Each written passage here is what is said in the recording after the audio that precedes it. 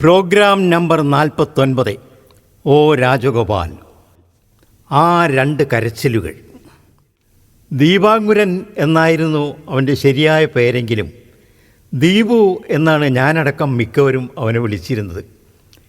വീട്ടിൽ അങ്ങനെ നന്നായി കഴിഞ്ഞുകൂടാനൊന്നുമില്ലെങ്കിലും അവനെപ്പോഴും എന്തെങ്കിലും ചെയ്തുകൊണ്ടിരുന്നു.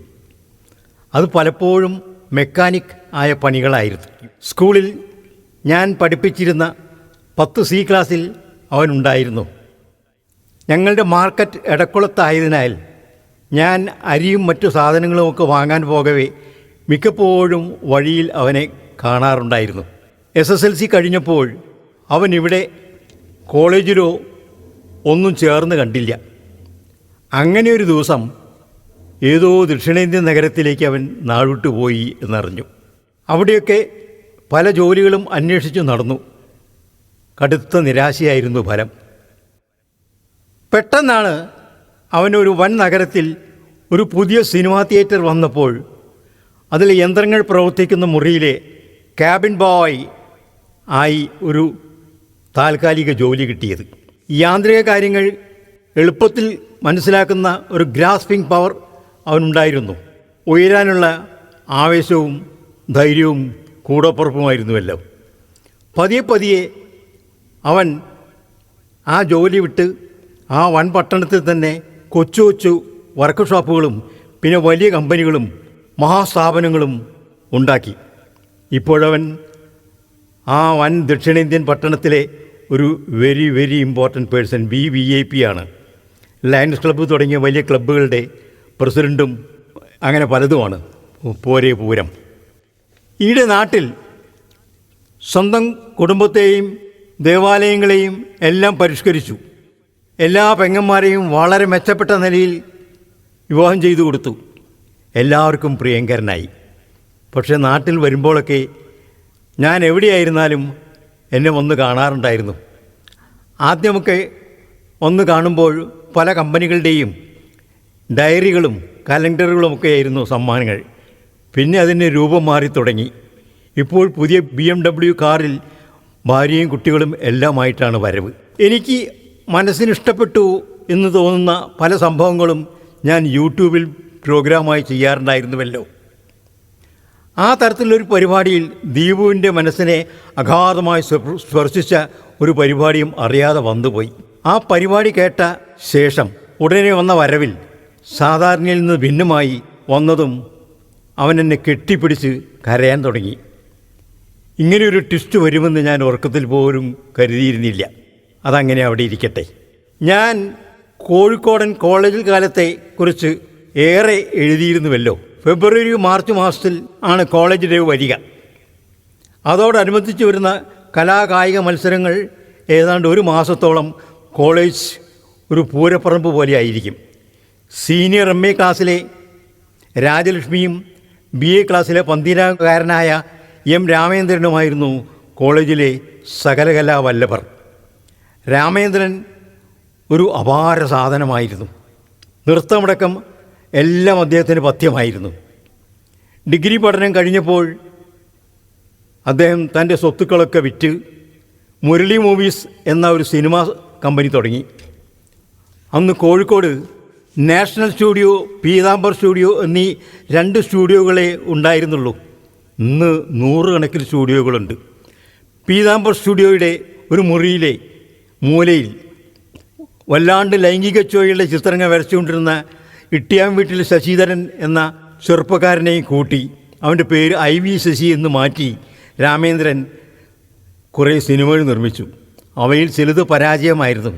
പക്ഷേ തൻ്റെ 7ാമത്തെ ചിത്രമായ അവളുടെ രാവുകൾ എന്ന പടം മലയാള ചലച്ചിത്ര ലോകത്തെ ആകെ പിടിച്ചു കുലുക്കി. ജയലക്ഷ്മി നമ്പ്യാർ എന്ന സ്വല്പം കാണാനൊക്കെ കൊള്ളാവുന്ന ഒരു നൃത്തക്കാരിയെ സീമ എന്ന പേര് നൽകി അതിൽ അങ്ങേ അറ്റം നല്ല അഭിനയം കാഴ്ചവെച്ചു. പിന്നെ അങ്ങോട്ട് രാമേന്ദ്രൻ IV ശശി ടീമിൻ്റെ ഒരു ജൈത്രയാത്രയായിരുന്നു. കനത്ത സാമ്പത്തിക വിജയവും. കോളേജിൽ പ്രിൻസിപ്പൽ അടക്കം എല്ലാ അധ്യാപകരും രാമേന്ദ്രനെ ഏറെ ഇഷ്ടമായിരുന്നു. തനിക്ക് പറഞ്ഞു ഫലിപ്പിക്കാൻ പറ്റാത്ത ഷേക്സ്പിയർ നാടകങ്ങളിലെ ചില രംഗങ്ങൾ രാമേന്ദ്രനെ ക്ലാസ്സിലേക്ക് വിളിപ്പിച്ച് പ്രിൻസിപ്പൽ അഭിനയിപ്പിക്കാറുണ്ടായിരുന്നു. രാജലക്ഷ്മി സീനിയർ MA ക്ലാസ്സിലായിരുന്നു. അതീവ സുന്ദരിയും അപാരധനികയും ആയിരുന്നു അവർ. അവരുടെ കൂടെ എപ്പോഴും MA ക്ലാസ്സിലെ തന്നെ നളിനാക്ഷൻ എന്ന ചെറുപ്പക്കാരനെയും കാണാറുണ്ടായിരുന്നു. നളിനാക്ഷൻ അതിബുദ്ധിമാനായിരുന്നു. 1969 IAS പരീക്ഷയിൽ ഇന്ത്യയിൽ 10ാം റാങ്ക് നേടി മഹാരാഷ്ട്രയിലെ ചീഫ് സെക്രട്ടറി ആയിട്ടാണ് നളിനാക്ഷൻ റിട്ടയർ ചെയ്തത്. കഴിഞ്ഞ ദിവസം അദ്ദേഹം മരിച്ചതായി ഉത്തരേന്ത്യൻ പത്രങ്ങളിൽ കണ്ടു. രാജലക്ഷ്മിയെക്കുറിച്ച് പിന്നീട് എനിക്ക് ഒരറിവുമില്ല. കോളേജ് ഡേയോടനുബന്ധിച്ച് സംഗീത മത്സരത്തിൽ അക്കാലത്ത് റിലീസ് ചെയ്ത കർപ്പകം എന്ന സിനിമയിലെ അത്തൈമടി മെത്തേടി എന്ന പാട്ട് രാജലക്ഷ്മി അസ്സലായി പാടി. ഉഗ്രം കയ്യടിയും പ്രോത്സാഹനവും ഉണ്ടായി. രാജലക്ഷ്മിയുടെ ഊഴം നമ്പർ 4 ആയിരുന്നു. അത് കഴിഞ്ഞ് 8ാമത്തെ ഊഴമായിരുന്നു എൻ്റെ ചങ്ങാതിയും റൂംമേറ്റും എല്ലാമായ ചക്രമണിയുടേത്. ചക്രമണി പാടിയതും അതേ ഗാനം തന്നെ, അത്തൈമടി മെത്തേടിന്ന്, കർപ്പകത്തിലെ ഗാനം. ചക്രപാണി അതവിടെ പാടിയ രീതി അതിശയകരം എന്നേ വിശേഷിപ്പിക്കാനാവും. ഓഡിറ്റോറിയം ആകെ പിൻ ഡ്രോപ്പ് സൈലൻറ്റ്. ആ ഗാനത്തിലെ ഹമ്മിങ്ങായ രരീരോ രരീ രരീ രരീ രരീ രാരോ എന്ന ഭാഗം വന്നപ്പോൾ സസ്സാകെ കോരിത്തെരിച്ച പോലെ. ഗാനം കഴിഞ്ഞപ്പോൾ അധികം ചിരിക്കുകൂടി ചെയ്യാത്ത ഞങ്ങളുടെ വൈസ് പ്രിൻസിപ്പൾ മാഞ്ചിശ്ശേരിയർ ചക്രപാണിയെ വിളിച്ച്, ഡേയ് ചക്രപാണി, ഒന്നോട് റിസൈറ്റൽ അപാരമടാ, അപാരം, റൊമ്പ ചമത്തായിരിക്കടാ, കീപ് ഇറ്റ് അപ്പ് എന്ന് പറയുന്നത് കേട്ടു. അങ്ങനെ ചക്രപാണി ഒരു താരമായി, കോളേജിലെ എല്ലാമായി. ഇനി നമുക്ക് ദ്വീപുവിലേക്ക് പോവാം. ദ്വീപുവിന് ദക്ഷിണേന്ത്യയിലെ ആ വൻ പട്ടണവുമായി കിട്ടിയ ആദ്യത്തെ ജോലി സിനിമാ തിയേറ്ററിലെ ക്യാബിൻ ബോയ് എന്നതായിരുന്നുവല്ലോ. അവൻ ആദ്യം ഓടിച്ച പടവും കർപ്പകം എന്ന സിനിമയായിരുന്നു. അതിലെ അത്തൈമടി മെത്തേടി എന്ന ഗാനം വീണ്ടും വീണ്ടും വയ്ക്കുവാൻ സിനിമ കാണാൻ വന്ന ജനങ്ങൾ വാശി പിടിച്ചിരുന്നു അത്രേ. അത്രമാത്രം ഹൃദയഹാരിയായിരുന്നു സുശീലാമ്മയുടെ ആ ഗാനരീതി. ഇതിനെപ്പറ്റി ഞാൻ മുമ്പൊരിക്കൽ യൂട്യൂബിൽ ചെയ്ത പ്രോഗ്രാമിൽ ദീപു ശ്രദ്ധിച്ചിരുന്നു അത്രേ. അതിനുവേണ്ടി മാത്രമാണ് ദീപു പരിവാർ സഹിതം എൻ്റെ വീട്ടിൽ വന്നതും എന്നെ കെട്ടിപ്പിടിച്ച് കരഞ്ഞതും. ആ കരച്ചിൽ എനിക്കൊരിക്കലും മറക്കാൻ കഴിയില്ല. ആ 2ാം കരച്ചിൽ. നമ്മുടെ ഇന്ത്യ രാജ്യത്ത് അതീവ സമ്പന്നരായ ഏറെ സിനിമാ താരങ്ങൾ ഉണ്ടെങ്കിലും അവരവരുടെ ഷൂട്ടിംഗ് സൈറ്റിലേക്ക് സ്വന്തം വിമാനങ്ങളിൽ ചെന്നിറങ്ങാറുള്ള 2 താരങ്ങളെ ഉണ്ടായിരുന്നുള്ളൂ. ഒന്ന് ക്ലാര നെൽസൺ എന്ന നടിയും മറ്റേത് KR ശാന്തകുമാരിയും. ആരാണ് ഈ ക്ലാര നെൽസൺ എന്നല്ലേ? പേടിക്കേണ്ട, നമ്മുടെ പ്രശസ്ത നടി ഷീലയുടെ യഥാർത്ഥ പേരാണിത്. അവരുടെ ആദ്യ ഭർത്താവ് ഹിന്ദു പത്രത്തിൻ്റെ എഡിറ്ററായ N രംഗരാജന് സ്വന്തമായി വിമാനമുണ്ടായിരുന്നു. KR ശാന്തകുമാരി ആരാണെന്നല്ലേ? അതും പേടിക്കേണ്ട, നടി KR വിജയയുടെ ശരിയായ പേരാണത്. ഭാഗ്യമുണ്ടാകാൻ പേര് മാറ്റുക തമിഴ്നാട്ടിലൊരു പ്രത്യേക നടപടിയാണ്. അതിനുവേണ്ടി ധാരാളം ജ്യോത്സ്യന്മാർ അവിടെയുണ്ട്. പേരിൽ അക്ഷരങ്ങളുടെ എണ്ണം കൂട്ടിയും കുറിക്കുകയും കൊണ്ടുള്ള ഒരു ഏർപ്പാടാണിത്. വളരെ വേഗത്തിൽ തന്നെ സുദർശൻ ഫണ്ട് എന്ന ഒരു വലിയ ചിട്ടി കമ്പനിയുടെ ധാരാളം ഹോട്ടലുകളുള്ള മറ്റ് സ്ഥാപനങ്ങൾ നടത്തുന്ന ഒരു ഭയങ്കര ധനികൻ്റെ ഭാര്യയായി KR വിജയ. അദ്ദേഹത്തിൻ്റെ പേര് സുദർശൻ വേലായുധൻ എന്നായിരുന്നു. കോഴിക്കോട്ടുകാരനായ അദ്ദേഹം ഒരു ശതകോടീശ്വരനായിരുന്നു. അദ്ദേഹത്തിൻ്റെ വശം ഒന്നിലധികം വിമാനങ്ങളുണ്ടായിരുന്നു. ധാരാളം സിനിമകൾക്ക് അദ്ദേഹം പണം സഹായവും ചെയ്തിട്ടുണ്ടായിരുന്നു. KR വിജയും കുട്ടികളും ഇപ്പോഴും കോഴിക്കോട്ട് പന്നിയങ്കരയിൽ ഒരു രാജകൊട്ടാരം പോലെയുള്ള കെട്ടിടത്തിൽ താമസിക്കുന്നുണ്ട്. വേലായുധൻ്റെ ആദ്യ ഭാര്യയും കുട്ടികളും കോഴിക്കോട്ടെ പുതിയ പാലം എന്ന ഗ്രാമത്തിലും താമസിക്കുന്നുണ്ട്. ഞാൻ കോഴിക്കോട് BSc ക്ലാസ്സിൽ പഠിച്ചിരുന്ന കാലത്ത് ഈ സുദർശൻ വേലായുധൻ്റെ പേര് ഒരു അതിശയകരമായ നാമം പോലെ എല്ലാവരും പറഞ്ഞിരുന്നു. കോഴിക്കോട് പന്നിയങ്കരയിലുള്ള സ്റ്റാൻഡേർഡ് ഫർണിച്ചർ കമ്പനി എന്ന ഒരു വലിയ സ്ഥാപനത്തിലെ ഈർച്ചത്തൊഴിലാളിയായിരുന്നു ശ്രീ വേലായുധൻ്റെ അച്ഛൻ അയ്യപ്പൻ. അസാധാരണ അർപ്പണബോധമുള്ളൊരു ഈർച്ചത്തൊഴിലാളിയായിരുന്നു അയ്യപ്പൻ. അദ്ദേഹത്തിൻ്റെ ഓർമ്മയ്ക്കായി അയ്യപ്പൻ്റെ ഈർച്ചവാൾ ഇന്നും കമ്പനിയുടെ ഒരു പ്രത്യേക മുറിയിൽ സൂക്ഷിക്കുന്നുണ്ട്. അത് ഞാൻ കണ്ടിട്ടുണ്ട്. അക്കാലത്ത് കോഴിക്കോട് പ്രശസ്ത പത്രപ്രവർത്തകനായിരുന്ന ശ്രീ തിരുവത്തിരാമൻ പ്രദീപം എന്ന ഒരു സായാഹ്ന പത്രം നടത്തിയിരുന്നു. അതിൽ നിത്യവും സുദർശൻ വേലായുധനെ പറ്റി നിറം പിടിപ്പിച്ച് ധാരാളം വാർത്തകളും ഉണ്ടായിരുന്നു. ഒരിക്കൽ കോഴിക്കോട് എന്തോ ഒരു വെള്ളപ്പൊക്കം പോലത്തെ വിഷമകരമായ ഒരു സന്ദർഭം ഉണ്ടായപ്പോൾ ശ്രീ വേലായുധൻ തൻ്റെ വിമാനത്തിൽ ഒറ്റയ്ക്ക് വന്ന് 10 ലക്ഷം രൂപ കലക്ടർക്ക് സംഭാവന നൽകി ഉടനെ തന്നെ മടങ്ങിയത്രേ. പറന്നു വന്ന് 10 ലക്ഷം നൽകി എന്നായിരുന്നു അന്നത്തെ വെണ്ടയ്ക്ക അക്ഷര വാർത്ത. കോഴിക്കോട് ചില ചടങ്ങുകളിൽ വെച്ചും തിരുനാവായയിൽ ബലിയിടൽ സ്ഥലത്ത് വെച്ചും ഞാൻ KR വിജയെ പലപ്പോഴും കണ്ടിരുന്നു.